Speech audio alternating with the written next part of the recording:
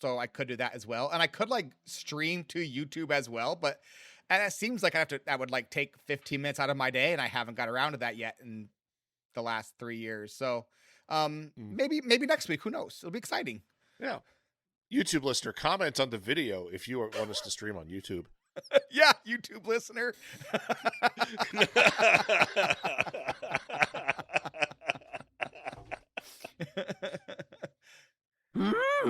This one's a real page turner. Who are these characters we should care about? While you guys do laugh and shout, let's do a quick recap for you. That way you won't feel oh so blue. Nice. Well, that was unexpected and exciting. Look, the subtitle said to make a sound or to not make a sound, and I thought, well, let's go all in and make a sound. And also, disclaimer, Dean has arrived, which is obviously the most important, and I want to make sure that Dean doesn't have something important to say here. He just wants to eat some cookie dough, and I said, yes, he can have some cookie dough. And now he's just looking at himself in the video. Mm-hmm. I am pro cookie dough. Oh, you're making now he's making his hair look good. Oh, nice job, Dean. Good. Now he's backing away slowly. For this week, when I say that I finished this 20 minutes ago, that is not hyperbole. I literally just had no time at any point this entire week to do anything other than my job and work on lines for the play that I am in. So I was unable to do a lot of this stuff this week, including any show notes. So I have done zero work to assist in the podcast, and that is entirely all Dano. So I want to, thank Dano for doing all of the work of the podcast this week. And Seconded. B, if I can add some sort of effort, I might as well try while I'm doing this stupid decursing of the shield. Honestly, Listeners, I will do zero effort this week. honestly, the decursing of the shield, it was out of sheer stubbornness. Like, it was...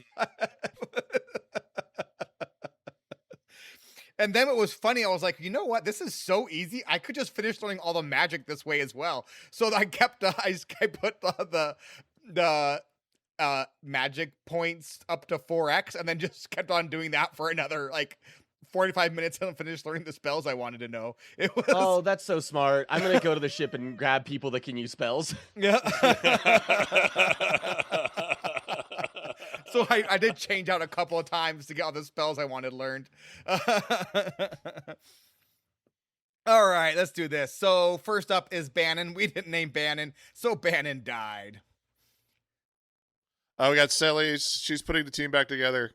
She's pretty much done that, except for the two key pieces that we're trying to talk about this week. She was on an island for a year and killed Sid by feeding him bad fish. Slow fish. We don't know they were bad fish. They were just slow fish. Yeah. I think that they're called terrible fish or horrible fish. Something is bad about them. Sure. In in guides and stuff, yes. But in the game, there's just fast fish and slow fish. Yes, by the way, there is description on fish. Is there description on fish when Yes. you catch said fish? I didn't even notice. By the way, if STORMRAIGE, if you haven't gone to the beach yet, there's a Quetzalcoatl. There is an Esper there you can get. Yep. Yep. The beach, where on this where island you got that the I'm currently fish? on? Yeah. Where you got the fish? Bad Fish Island. Oh. Bad Fish Beach. Man, there's so many exciting things that I can be doing right now. Why would I be recording a podcast? Do you want to talk about Cyan? Do you want me to do that while you are I cursing? do. Cyan was catfishing a woman by pretending to be her dead boyfriend while sending her silk flowers that he created himself. He's also the world's greatest swordsman, and we really focus on the second one. So Edgar took the name of Gerard to infiltrate a group of thieves to find a way back into Figaro Castle and rescue his kingdom. We got Gal. He's a feral child. You get to go meet his father with Sabin. It's wonderful. And then but we found him hanging out in the Veld like he does, because that's what he does. He's Gal. He lives in the Veld. He's great. Should we talk about that right now? Because I don't have it anywhere else in the podcast notes. Do you want to talk about that, Matt? Yeah. So if you go to there's a cabin on the northern island, kind of in the middle of the northern island that you go to, where there's like a crazy old man who talks about like needing a repairman for his chair. I think it is His clock. It's clock. Okay, but like, so if you go with Sabin, he talks about, oh, you're the repair guy, you know, and then he pushes you out. It's like, you're not ready. He pushes you out. But if you bring him with Gal, there's a whole scene where they're trying to reintroduce Gal to his father, where the guy doesn't recognize the child at all. But then there's a scene where they all go play dress up with Gal in a shop, and it's absolutely amazing. So they get in this really nice, like, the best way to describe it is like a cowboy suit, you know, like the fancy bolo tie, like not a bolo tie, but like, you know, like a Wyatt Earp suit, like a Wyatt Earp going to church suit. And so they get him this suit, and then they take him back to his father. Matt, do you want to say what happens? I can do it. Honestly, go ahead. So they take him back to his father, and his father's like, I don't have a son, and kicks him out, and Gao is sad. And then it ends with Gao going, well, I'm just happy he's still alive. And that's how that ends. Yeah. So that's crazy.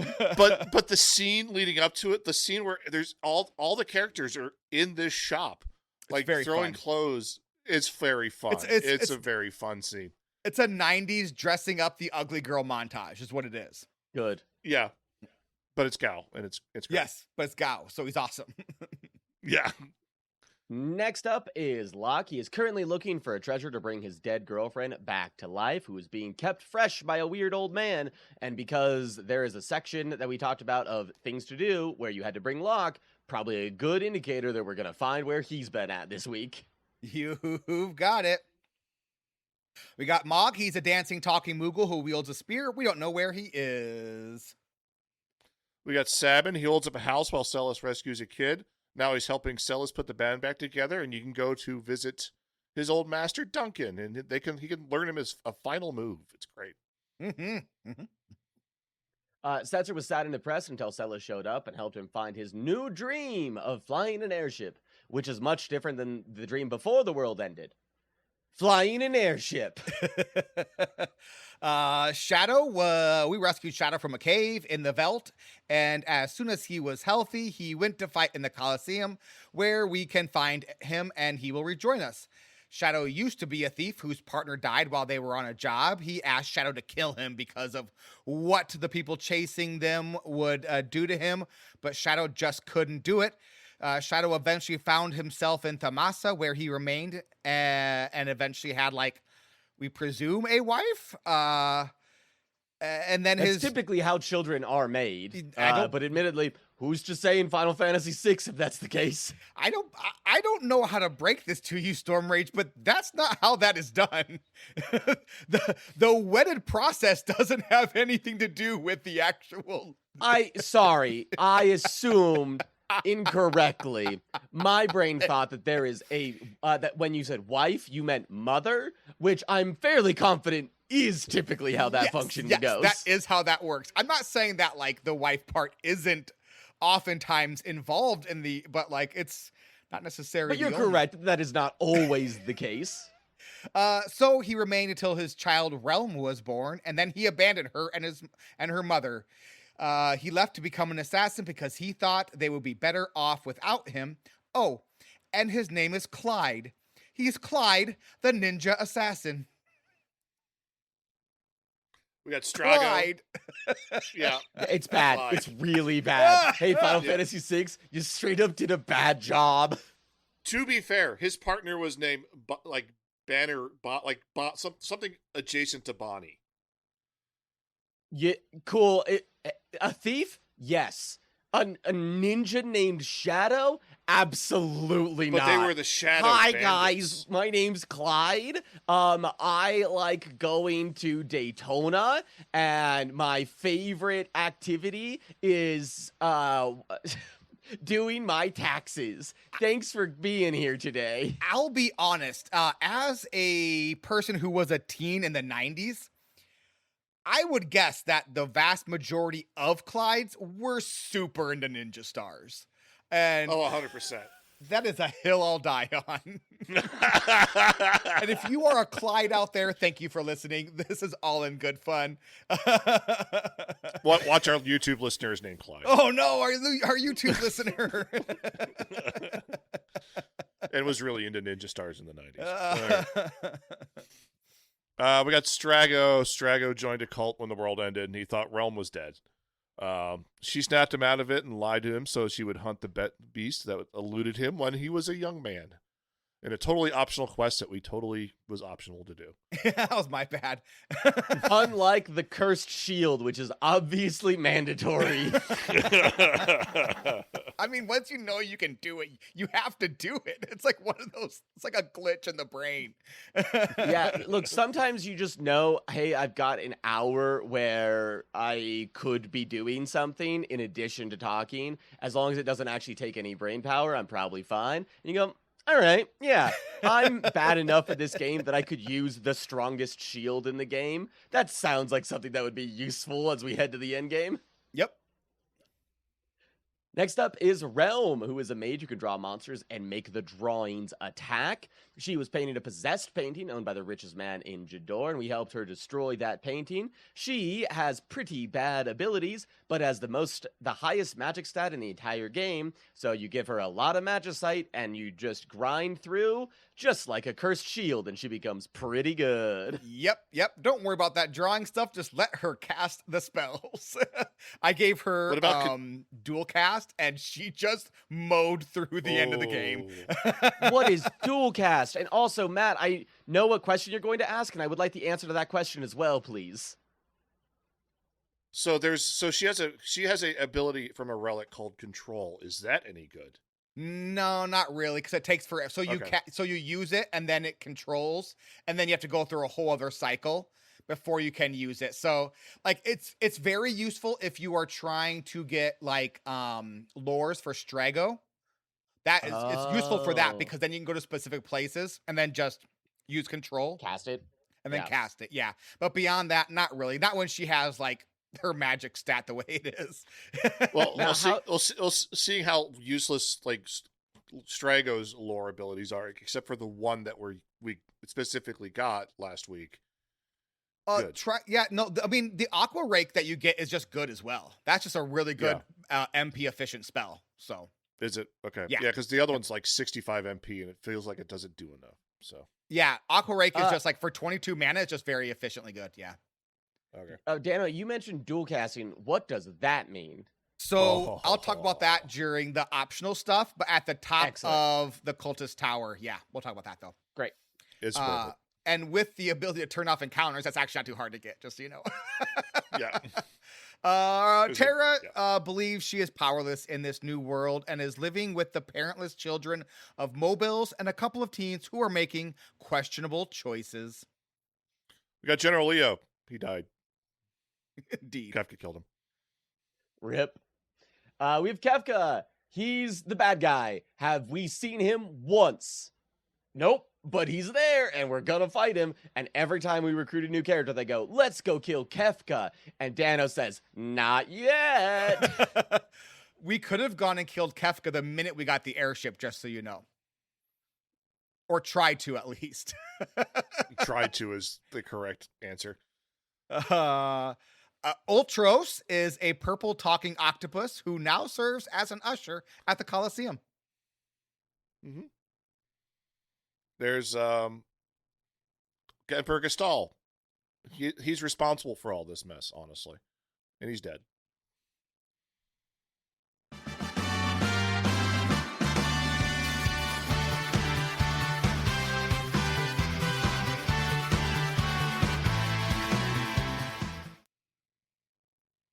Okay, time for the recap. I did not give any talking breaks in this, so if you want to interrupt, raise a hand, whatever you want to do. So, first up, we are heading back to Mobilz.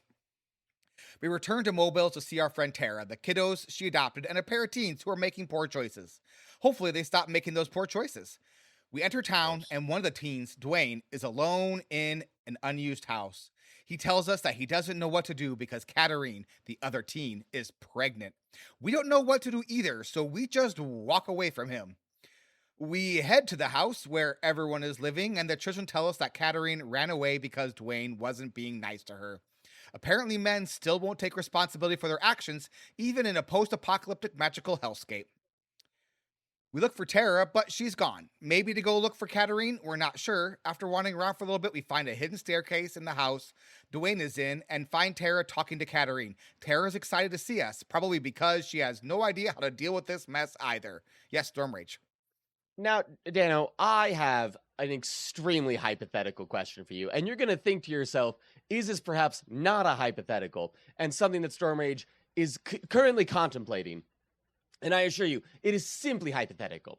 Now, if someone, let's call them Daniel, were to have looked at what was to be done and played this week, and for some reason missed the cue of go back to Mobilz, and is now contemplating doing that right now, so that way Tara can get all of the various MP that he is actually getting with all the other cast members right now. Would this take an extreme amount of time in order to do? Would it be reasonable to do while recording a podcast, perhaps, and then come back to finish Cursing the Shield? Or should I wait until after podcast in this extremely hypothetical scenario? I mean, you could definitely finish it up here while I'm doing all this reading. Just don't use lightning attacks on Humbaba because it heals him.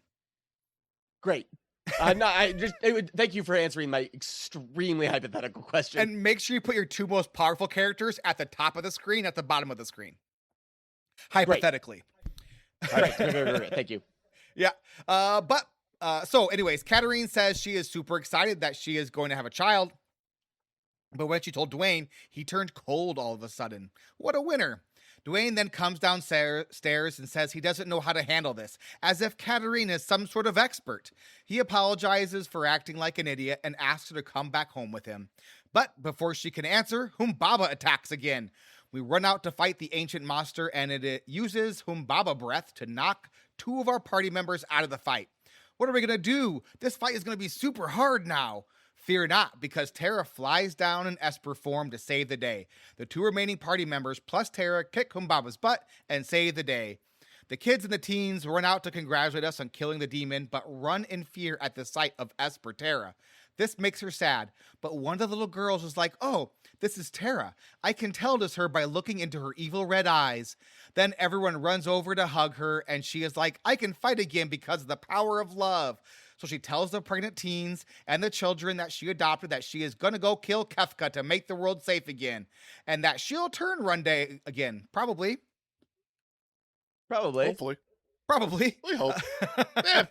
I mean, worst case scenario, we all die anyway. It's fine. I mean, you're not lying. This Next is a up fun is scene. This is a fun little area. You know, it's like finally we getting Tara back in the fight. You're like, yeah, Tara's back. And she's awesome, and she really is. Yeah, it is a fun little scene, and I kind of poke fun at the Katarine and Dwayne thing because part of it is like Dwayne's like, I don't know what to do, as if Katarine is, as the woman, is some sort of expert in this. Like, yeah, she doesn't know what to do either, bud. But he does kind of come around, so that's good. So hopefully the teens can take care of the children while Tara is away.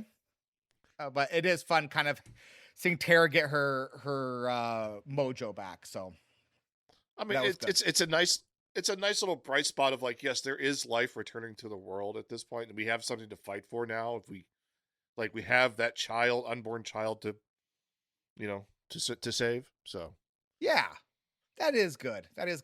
So next up is the Phoenix Cave. Hold on one second. Okay, there we go. Next up, Phoenix Cave.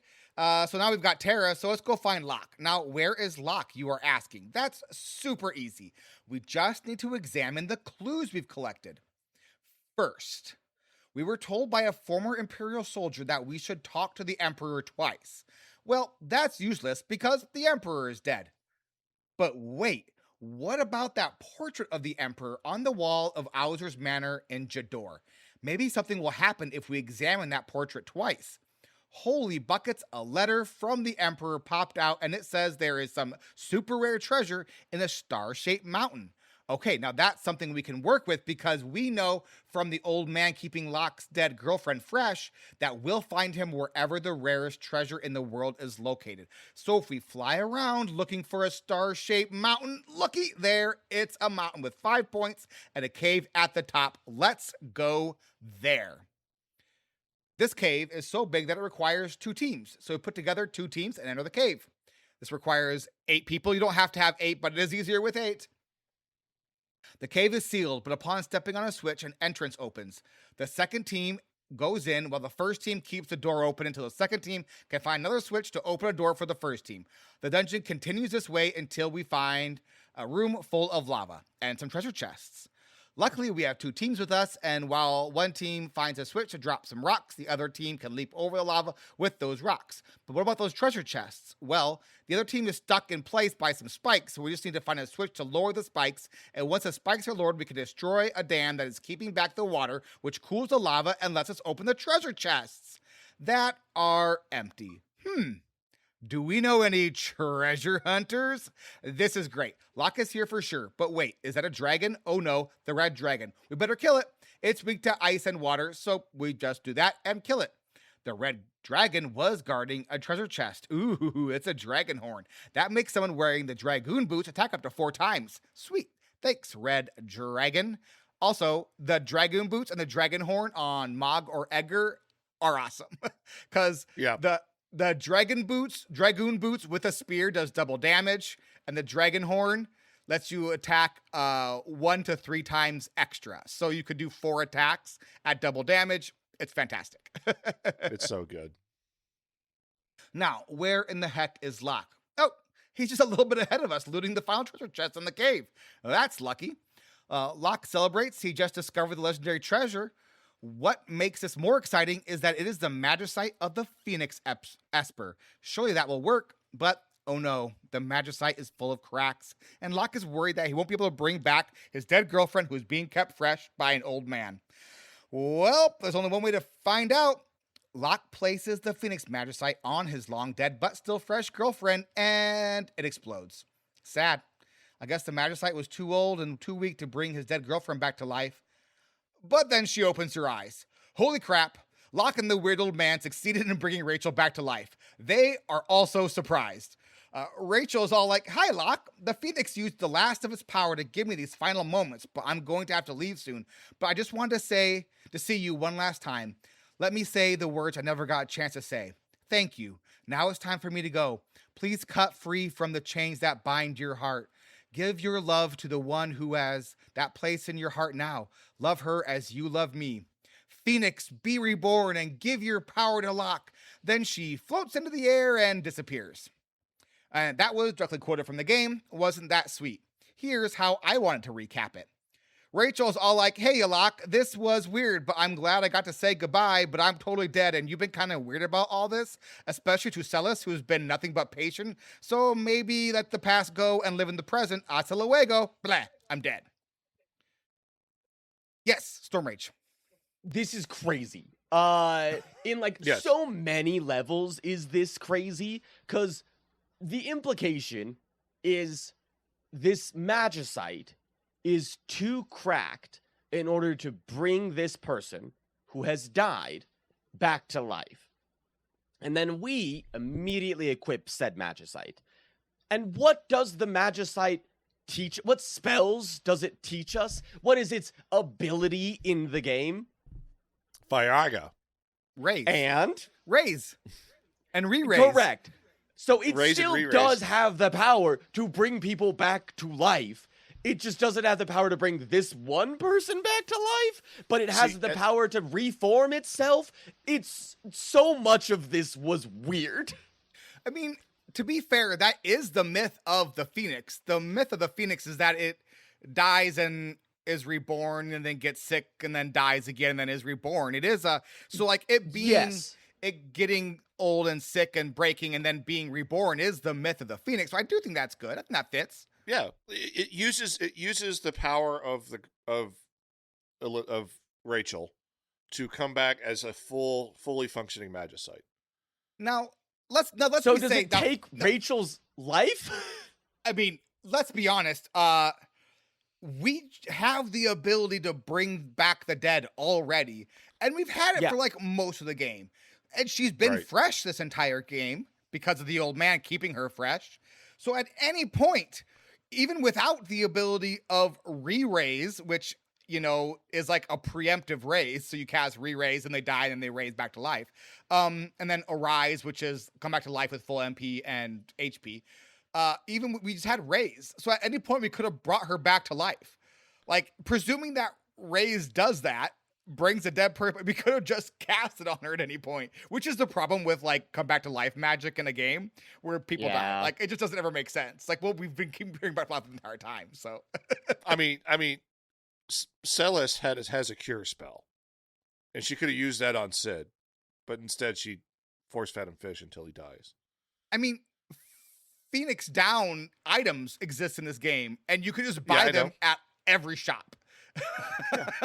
That is a truly crazy element of this, is like, it's not just that it's so accessible in every feasible way, but it's in every town. Any person could be like, Grandpa's dead again. All right, let's go get a Phoenix Down.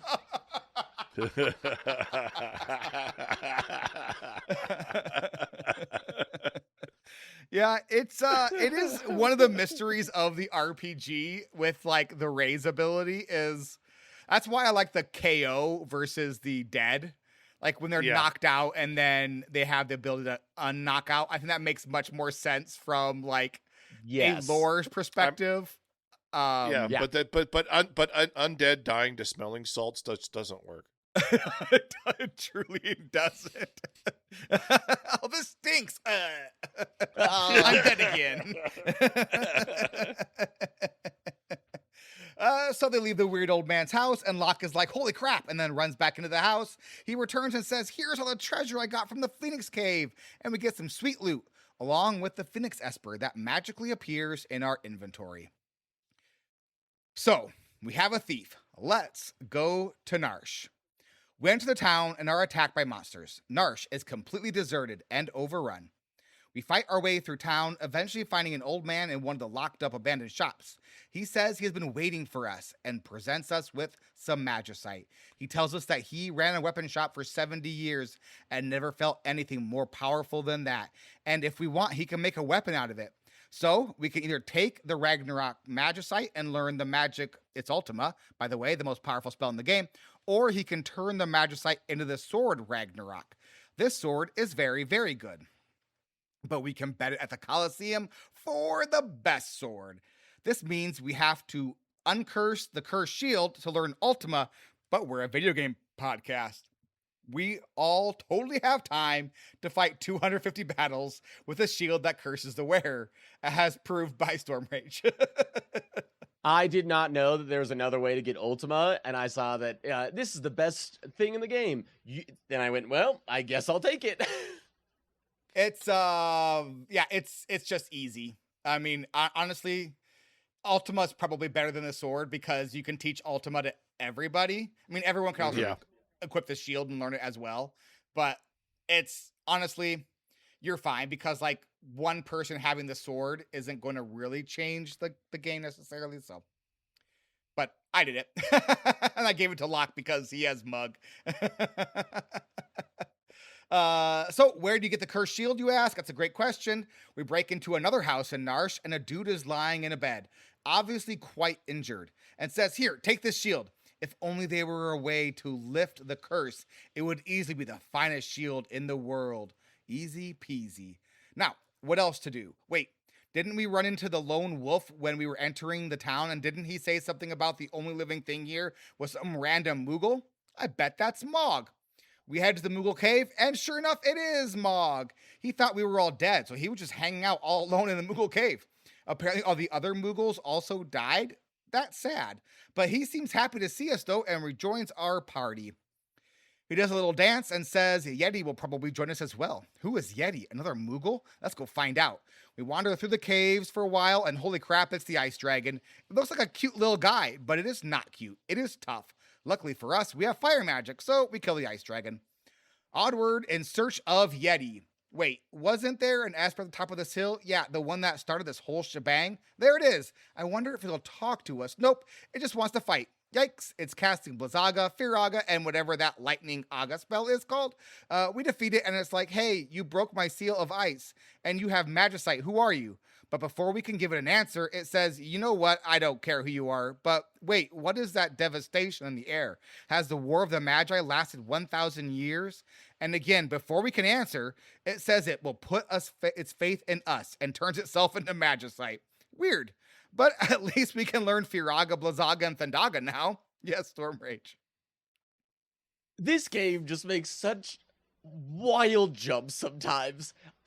I've grown to genuinely appreciate the insanity that is this game. But the fact that this Esper that started this whole thing is that we get to at the top of the mountain, that thankfully Kefka has never touched this entire time for some reason, even though it's well known where this thing is. Yes, Matt, do you have an explanation for that?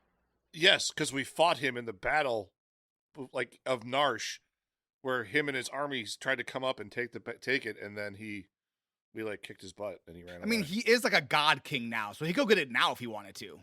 I mean, he's got busier things to, but he has other things to do. He's a god king. He doesn't care. He does not seem very busy. No. I mean, we've been flying around doing all sorts of stuff, and he hasn't checked in on us once, or like threatened us, or really done anything to impede our progress in any way, shape, or form. The only difficulties we have ran into have been like as a result of his actions a while ago, but not because of them directly. And like the fact that we go to this thing and we're like, hey, we killed you, and we don't say anything. He's like, I trust you to put an end to this War of the Magi that's lasted 1,000 years. What? You don't even know who we are. Why? And I love that the reason it gives is you have other Magicite on you.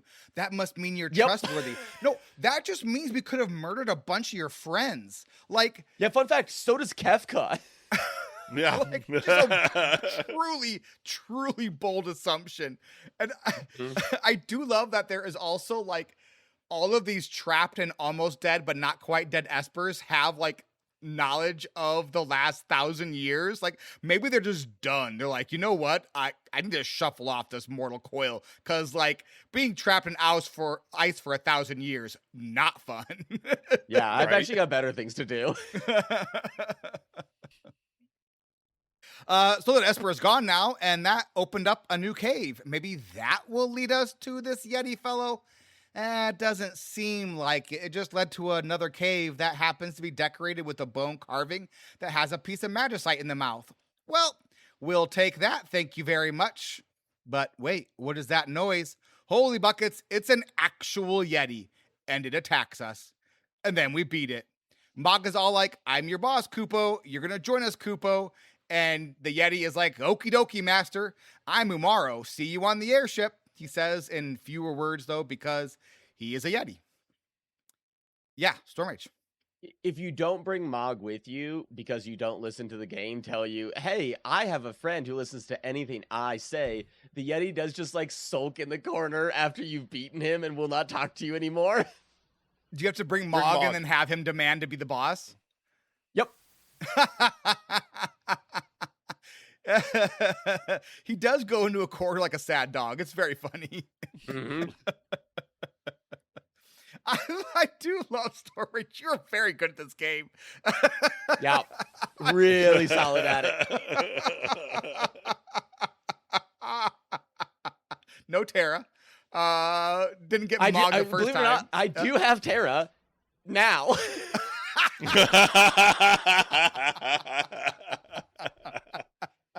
How's Took that care shield of him, going? Baba, did you? Yep. Shield is a coming. And let me say, when you said that the top two people would get blown away in the middle of that fight, I assumed that it was like the person in the two top slots. For me, it was top and bottom. So the person that I still had the cursed shield equipped to managed to stay in the fight. Oops. That's one less battle you have to win, though. So that's a win, actually. Well, they did not survive the fight, so it did not count. Well, bummer. For me, it was the top 2, and the bottom 2 got blown off. Funny. Weird. It must be random. I think it is. No, I honestly didn't assume that was random. Oh, well. I'm glad you won, at least. Yep. All right, so now we have a Yeti fighting with us. Can we control him? No. No, he does his own thing, but we can equip a couple of Yeti-only relics on him, and that's very fun. One of the relics makes him throw party members at bad guys, and that does a lot of damage, and it's also very funny. The other lets him cast some sort of snowstorm magic, which is also neato, but 100% the throwing of people is very funny. All right, so next is Triangle Island. This is last but not least. It is time for us to explore that triangle-shaped island in the northeast corner of the map. I mean, why wouldn't we explore it? Have we explored every other part of this world? Absolutely not. But I'm sure we'll be happy if we explore this part. After walking about for a little bit, we get attacked by a zone eater. It looks like a giant worm. It inhales our party one person at a time. And that can't be good. Actually, it is good because the Zone Eater's tum-tum is actually a dungeon full of weird monsters and humans who try to knock us off bridges. We fight to the end, and there is an oddly dressed person in brightly colored robes covering them from head to toe. They say they are Gogo, and they are a mime. Gogo will mimic the action of whatever the person did before him. Did Celis use Runic? Then Gogo... Did Celis use Runic? Yeah, then Gogo does Runic. Did Sabin use a Blitz? Then Gogo uses a Blitz. You can also set special abilities for Gogo in the status menu. Like Umaro, Gogo isn't the best character in the game, but both Umaro and Gogo are super fun. Gogo is much better than he is much more useful than I thought with just Mimic. With the ability to set abilities, that actually does provide quite a bit of usefulness. So, because you can basically have a second thief in the game. Hello, old friend. Let's meet for tea after the match, shall we? Slurp. Bonus stuff time. Okay, first up is Sabin's ultimate blitz. While we are flying around, we see some trees in the shape of a cross. We stop because that's weird, and it's Sabin's old cabin. Not actually Sabin's old cabin. It was his master's cabin, but Sabin lived there as well. So we go check that out, and Master Duncan walks out. Wasn't he dead? Sabin and Master Duncan have a little sparring session, and now Sabin can use Bum Rush, his ultimate blitz. I don't think it's called Bum Rush now. It was but that's what it was called in the 90s, and I'm not looking it up. It's the best blitz in the game. Yes, both of you. Matt can give the real thing. My Switch is about to die because I have been trying to do this for so long, so I'm going to go grab a charging cable, and I will be right back. What's it called, Matt? Phantom Rush. Phantom Rush. Okay, sure. This is what you're going to do with Sabin for the rest of the game. It's just his best ability. He's not great at magic. His attacks aren't as good. This is just what you do for the rest of the game with him. So our friend Cyan is sad because his wife, son, and literally every other person that he knew died when Kefka poisoned the water of Doma Castle. To make him feel less sad, we decide to visit the location of that greatest tragedy of his life. While hanging out in this completely empty castle, we decide to take a little nappy nap. The rest of the group wakes up, but Cyan is still sleeping and won't wake up. Then, three beings jump into Cyan's head and say they are going to eat his dreams. Well, we're not going to stand for that, so we also jump into Cyan's head. A thing I didn't know we could do, but we do. We just leap into his head and into his dreams. So, that's cool. Each of the three remaining party members are alone in an MC Escher adjacent dreamscape and have to fight to find each other before fighting the three Dream Stooges. They are the literal three Dream Stooges, is what they're called. It's a fun little fight. One of them can raise the other one, so you have to kill that one first. We kill them, enter the door behind them, and find ourselves on the Nightmare Train. We see Cyan reliving the train fight and follow him through the train until we enter a door near the engine and we're transported to the caves of Narshe. In the caves of Narshe, we get to pilot some Magitek armor until we eventually find ourselves back in Doma Castle, but the dream version of Doma Castle. Cyan's wife and son are there, and they tell us that Cyan is being attacked by the Rex soul, and that's spelled with an X, so you know it is scary. The Rex soul is either a super simple fight or a super annoying fight. If you have X Zone, just cast that and the fight is over. If you don't have the spell, want the boss drop, or didn't know this worked, you have to kill him the hard way. Rexol's ability is to possess one member of our party, and then you have to kill that party member to get Rexol to leave that body.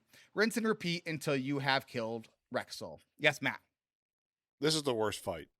This is the worst fight in the game. Hands down, the worst fight in the game. Like, it's X-Zone. really obnoxious.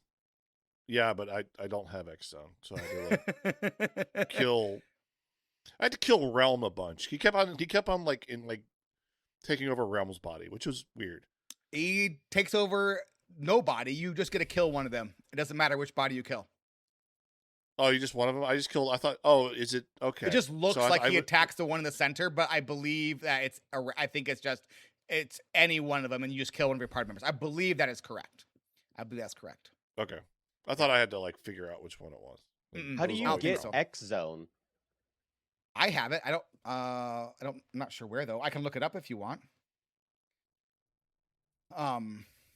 It's one of the random espers. I can look it up. Continue the recap. Okay. I can do that. So Cyan returns to us while still in the dream, and he tells the group that he thought he could hear his wife and son while he was possessed. Did you find it, Matt? It is called Banish in the Pixel remaster. Oh, Banish. Oh. Okay. I remembered it as Exo. That's what it was called in the original game. So returns Jifke. He said he heard his wife and son while he was possessed. And then the party goes over and gives him a sad little group hug. And then his wife and son appear. They are doing a terrible job of staying crossed over to the other side. They tell him that he is strong, that he has always been enough, and that he needs to forgive himself for what happened to them. His son tells him that he loves him, and then Cyan wakes up. But now he has all of his Bushido abilities. There's also a new Esper to pick up in the throne room, Alexander. Yeah, STORMRAIGE. Yeah. I have yet to do this quest. It sounds pretty fun outside of that terrible, terrible boss fight. At any point, does his wife say, also pretty weird to pretend to be someone's dead boyfriend for an extremely long time? No, she seemed fine with that. I mean, he Okay, was just great. doing it out of, like, he didn't want her to know that her dead boyfriend was dead. So really, I mean, he was doing her a favor by making Yeah. her live in grief for longer. So that's, I hadn't even not his considered fault. that. yeah, I'm glad. More specifically, it's on the Fenrir Magicite. If you've learned all Fenrir's abilities, the character has it. So It's I pretty have. That early is on, excellent to actually, know. I think. You get that one. Yeah. yeah, I believe there is, if you can vanish an enemy, then all spells work on that enemy. So if they can become invisible, then you can cast Banish on them and it will always work. So if you can make them invisible, you can always banish them. I'm pretty sure that's how that works, remember correctly. oh, fun. So, the Cultist Tower. This is where we found Strago, who had joined the Cult of Kefka out of grief when he thought Realm was dead. At the bottom of the tower are a couple of thieves who lament the fact that they can't climb the tower to retrieve a priceless treasure because they can't cast magic, as only magic is allowed on the tower. How does the tower keep you from punching someone? No idea, but it probably has something to do with magic. And this tower is just a tower. You just keep walking up and up and up and up until you reach the top. The higher you get, the more powerful the enemies are. There is no place to save, and you cannot use magic to escape the dungeon because it is not a dungeon. It is considered to be outside. In the original game, this was a nightmare because that meant you had to do this whole thing in one go without a save. But we have quick save now in the Pixel Remaster, so this is much less difficult. Yeah, Matt. You can also turn off encounters. You 100% can turn off. I want to talk about that when we get to the top. The tower is actually super hard unless you already learned Ultima, and then it isn't all that hard. Why? Because Ultima is an AoE that can't be reflected back at your party. I didn't have Ultima yet, so I did this the hard way. Oops. Yeah, Matt. Yeah, I didn't yet either. I just cast spells at my character and let them bounce off the reflect ring onto the enemies. Here you go. Exactly right. So this tower is full of enemies who cast magic on us, and many who have reflect always cast on them. We also can only cast magic. So what do? We have to cast reflect on one of our party members and cast spells, and then cast spells reflect back to the bad guys. We can also equip reflect rings if you have those, which can be super helpful. I only had 2, so I just bounced spells off of them. Yeah. You can buy 2. You can buy them in the shop in South Figaro. I figured you could buy them somewhere, but I was like not in the mood to go looking for it, so I was like, I'll just make this work. I'll just figure this out. I'm just gonna force my way at the top. There is a secret room in this tower that contains the white dragon that casts holy magic. If you have reflect rings equipped, the holy spell will reflect and heal the dragon, which is a pain in the neck. It takes a while unless you knew to equip the rings or unequip the rings. But at the end, another dragon is dead. Yes, or you Matt? can just out damage the dragon like I did. I just just laid on everything and just. That's what I did as well. It was like it just takes a while. You just kind of gum it down, like for everything it heals, you just do more damage for it. It only gets to cast 1 spell, and you're casting 4. So. Yep. So once we finally get to the top, there is nothing there except a treasure chest. So we loot the treasure chest and find the soul of Thamasa.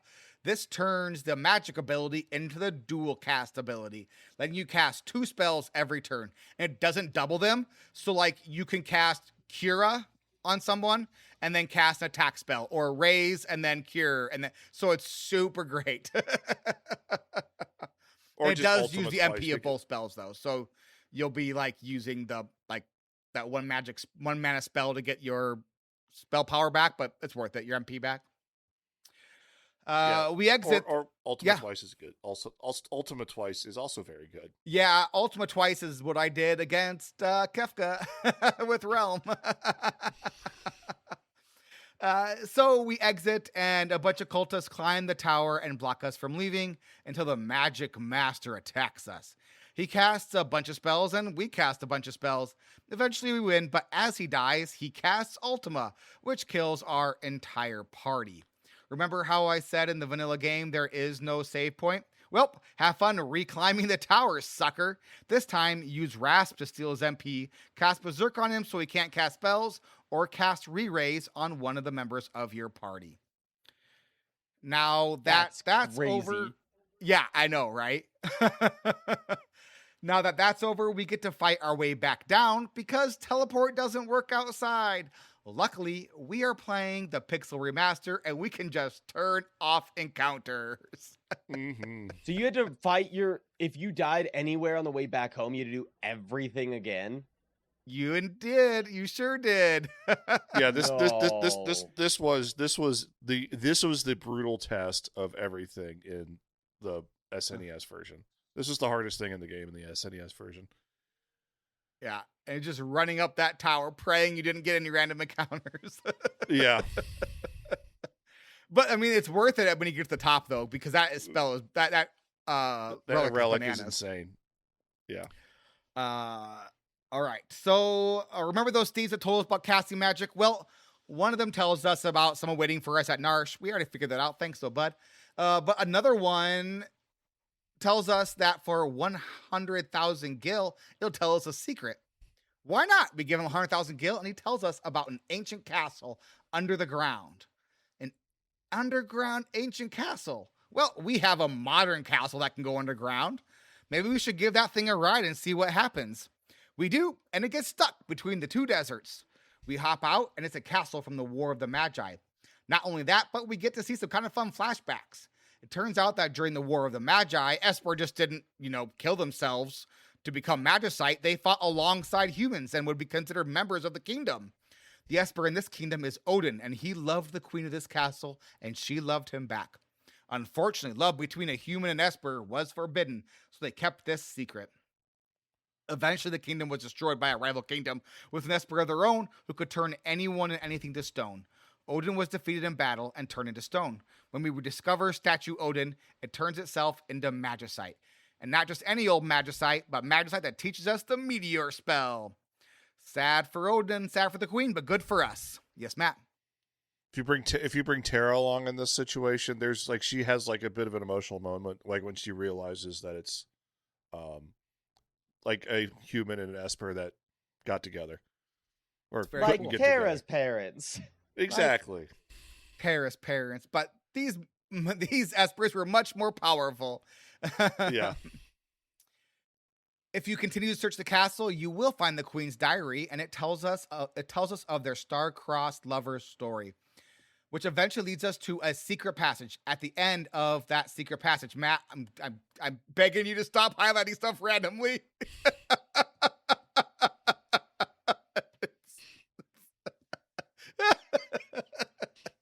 It is wild to me how, as a third-party observer, it is so consistent. Matt will do it like exactly 3 times, and on the 3rd time, Dano will go, "Matt, I can't anymore. You've hit the limit."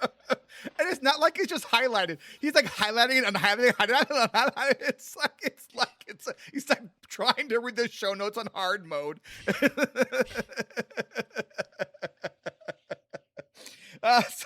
So we find that secret passage. We see the statue of the queen, who was also turned to stone by this rival kingdom. Upon seeing that Odin is now dead, the queen statue sheds a single tear and then turns to dust. That tear transforms Odin into Raiden, which now teaches Quick, a spell that allows the character to take 2 turns in a row. You do lose Odin, though, so make sure you learn Meteor first. Meteor is fine, but if you have Ultima, don't worry about it. Quick is way better because it just lets you do 2 things at once. It's really good. Can you Quick with dual cast? So can you cast 4 spells in a turn? I have no idea. Can you do 4 Ultimas in a single turn?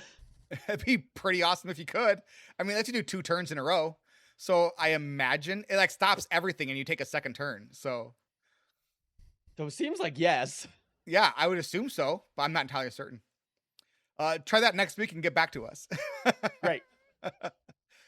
All right, so the Opera House. We talked about the Opera House before. We turn to the Opera House, and the dude in charge is freaking out because a dragon is on stage. We say we'll kill it. It's an earth dragon or something like that, so we cast Float on ourselves so it can't use Quake, and then we kill it. Huzzah! There are other dragons as well that we can kill throughout the game, and you get an Esper for killing all of them, but 2 of them are in the final dungeon of the game, which makes that Esper sort of worthless. And finally is Death Gaze. Death Gaze is another ancient evil that was released when Kefka took control of the magic gods, statues, things. This is a flying demon who we will randomly run into while flying the airship. It starts the fight with level 5 death and runs away if you can't kill it fast enough. It does not regain its hit points between fights though, so it's mostly about patience and flying around to find it and then kill it. Once you've killed it, you get the Bahamut Magicite, which teaches you Flare. Taste my grilled cheese. Much.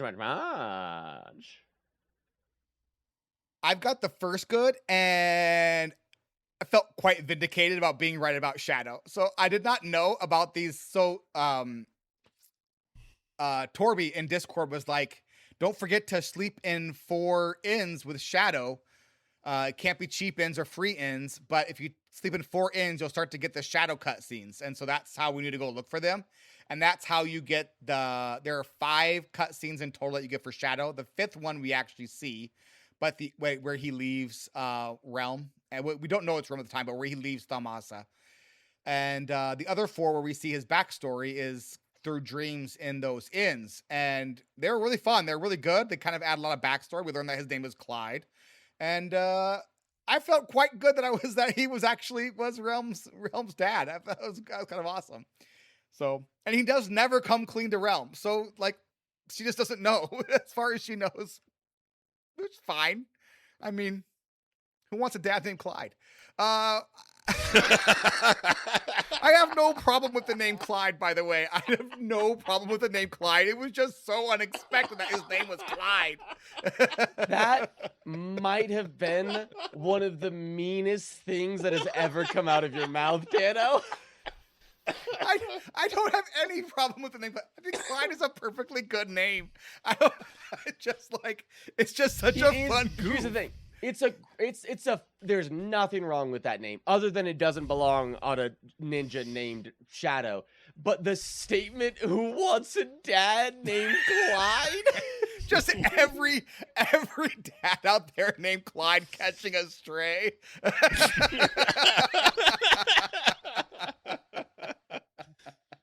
Unsubscribe by all Clyde listeners. So One star sorry, review from all YouTube listener listeners. named Clyde. We'll start thinking Clyde during our YouTube listener named Clyde, though. I will start thanking them.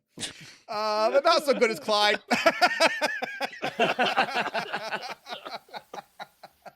Because we really haven't hit that one enough yet.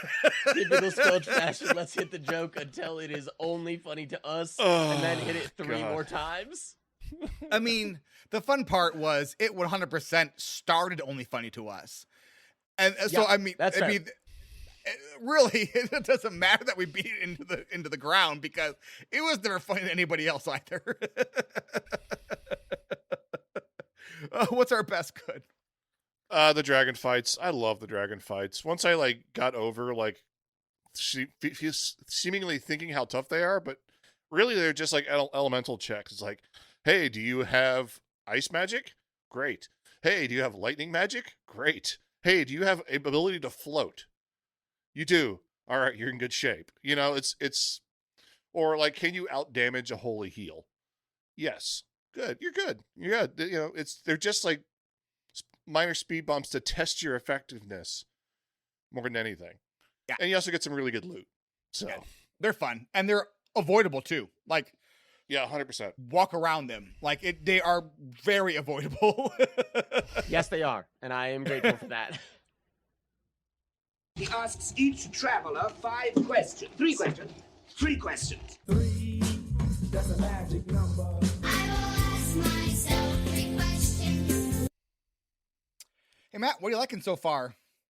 So I spent a good amount of time this week just kind of working out my gear, kind of getting like, okay, what do I need for this character? What do I need for this character? What do I need for the following characters? And everybody else can just deal with the scraps. It's really done wonders with my gameplay and making it incredibly easier. Thank you, STORMRAIGE. Oh yeah. I just wanted, in case you wanted your stuff highlighted, I just wanted to help out. Now that I'm over leveled, it's just like the game's a breeze now. It's great. What are you liking for so far, STORMRAIGE?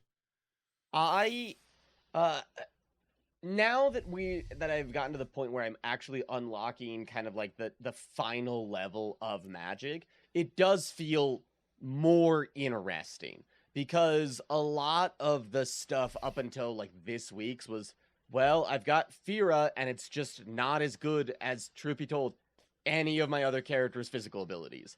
And so like I knew that magic would eventually get stronger, but it just didn't feel that way. And now it feels like, oh, okay, now magic characters are really seeing where they can shine. Dano, what are you looking so far? How the game gives us backstory. I'm keep on talking about it because it's just so good. Like it's like here's a little bit. Here's a taste of this character. Here is enough about them for you to stay invested in them, but not so much where you're like, get on with it game. It's perfect. Like Shadows via Dream is really fun. Stuff like that. I think it just, Edgar and Sabin and their backstory and Locke, him and his fresh dead girlfriend. No, do that. Hey, no, don't ever say that again. Sabin in his letters. Cyan in his letters. Yeah. It's Cyan his letter. Yeah. They're just good. It's just, they didn't try to overwhelm us with story, but they gave us enough story to stay invested, which I really enjoyed. What did you struggle with there, Matt? Random encounters while trying to figure out level puzzles, is the worst. It's the worst. I literally turned off all encounters in the Phoenix Cave because I just wanted to figure out the puzzle. I didn't want to fight random mobs the entire time. I think I literally turned off all encounters as soon as I got past the second puzzle. And I was like, okay, I'm sick of this. Let's move on. STORMRAIGE, what are you struggling with? Man, if you ever want to level a character that is not in your party and you're not doing the pixel remaster, good luck. Because, like, there's so many places. I'm sure that there's, like, a place where you can go to just grind. But if you just want to, like, add them to your party, I did that a couple times. And every time it was just like, well, they're gonna die within the first turn. So you've got to find a way to cast Resurrect on them so they can get that XP, because they don't gain XP if they don't survive the fight. And it just takes so long. And like, even in the Pixel remaster with like 4 times XP and you can turn off encounters, it's still kind of a bother. And I cannot imagine how much I would hate this if it were the original game. Dano, what are you struggling with? Shadow's story is so good and so easy to miss.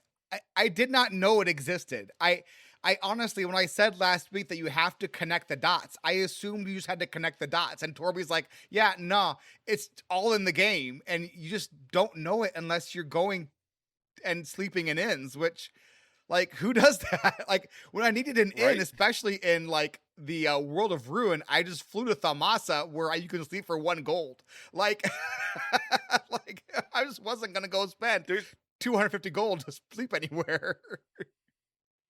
There is like a free inn somewhere in the world where I think it's just 1 bed, but you still like everybody gets restored. Yeah, there's a couple of places throughout the game where you can sleep for free, right? And like once you have the airship, like why are you spending money to sleep?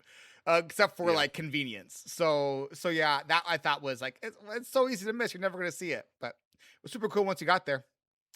What surprised you about the game, Matt?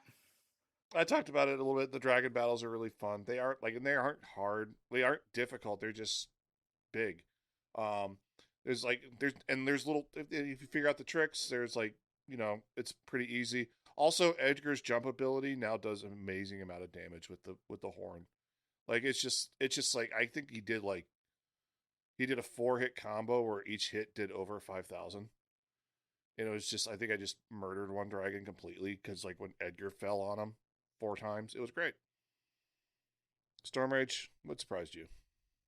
I hate most grinding in JRPGs. I find it incredibly frustrating. I don't think that it is a particularly interesting mechanic, and I don't think that it rewards player skill set. That being said, the fact that I am determined to uncurse this shield is wild to me, but it's just the level of, well, the reward's going to be really good and then you can be really lazy for the rest of the game because it's that powerful. And it's just tedious enough that I don't have to think about it. Like, it is somehow the perfect and yet obscene level of grind that I don't think I'm going to get it in this podcast because I still haven't gotten it yet. But I'm going to get it. I can promise you that. Dano, what surprised you about the game? That you're cleansing the shield. Like, I honestly never in a million years. It is I haven't causing even my controllers to pick up stick drift because I'm just going left to right all the time. That is too bad. Thanks, Switch. You want to buy some death sticks? You don't want to sell me death sticks. I don't want to sell you death sticks. You want to go home and rethink your life. I want to go home and rethink my life. STORMRAIGE, sell the game to a friend. If you waste just enough time in this game, just enough time of your life, you'll be able to cruise through the rest of it. Matt, sell the game to a friend. It's like Pokemon, but for Final Fantasy characters. You gotta catch them all. And for me, you can't save the world, but you can save your friends. That's it for this week. Next week, we kill Kefka in Final Fantasy VI. Thank you so much for listening. Thanks to our Twitch subs, patrons, and our YouTube listener, Clyde. You can find the link to our Discord and the links to support the podcast in the description of this episode. And Final Fantasy VI is a game, and games are meant to be fun. Yeah. And don't forget, you can't cleanse a shield in one episode of Squelch, baby. This is the end of this show. Everybody bye! fair, you did have to fly off and collect Terra. So which took me, I think, a total of about 7 minutes. But I did try and I was cleansing it for 20 minutes previous, so I think it more than washes out. That's fair. I Like think the that's shield correct. when you cleanse it. I do enjoy that when it's cleansed. Oh, the world's gonna be good. Yeah. Have you checked to see if it's cleansed yet? I have. I've checked I've started checking about like the last 5 minutes or so, about every 5 minutes. Nice. I do enjoy that it took me longer to talk about getting Terra than it took to get Terra. That is that's correct. fun. Yes, by the time you had gotten to the next thing, I had gotten Terra. And I will say, your directions about how to get Terra were more helpful than any of the guides that we have used. Oh my god. Yeah. I actually wrote almost all of these show notes just from memory this week. I felt very impressed and a little sad. Yeah. The number of times where I've had to go into it and it's like, well, yeah, you go to this place where you've seen it before, and it's like, I haven't. I don't know what to tell you, but that's not helpful. Yeah. So the first time you go back to Mobilz, there's like a dog. Like you go back, there's a dog that goes into that building, and then you have to follow the dog into the building to figure out something's happening there. But like other than that, it's like there's no indication there's a hidden passage behind the bookcase, other than the fact that it happened one other time in another area of the game. Yep. South Figaro also has the hidden staircase behind the bookshelf. That's where you. But, Yeah, like, but they give you a hint saying this is a drafty old room. I wonder why. Yeah. This one that's just like no, it's just like if you don't know, figure it something, out. miss it. Yeah, and you could finish the game without Terra just fine. I would wonder what would happen if you did that. We could talk about that next week, actually, because Yeah. it'd be interesting. Let's do one final check just to make sure, because I just to check to see if the shield is cleansed before we call it. And no, it is not. Well, good luck with that. And Thank you. And we'll talk at you again next week. Bye-bye. Bye-bye. Maybe then I'll have a cleansed shield.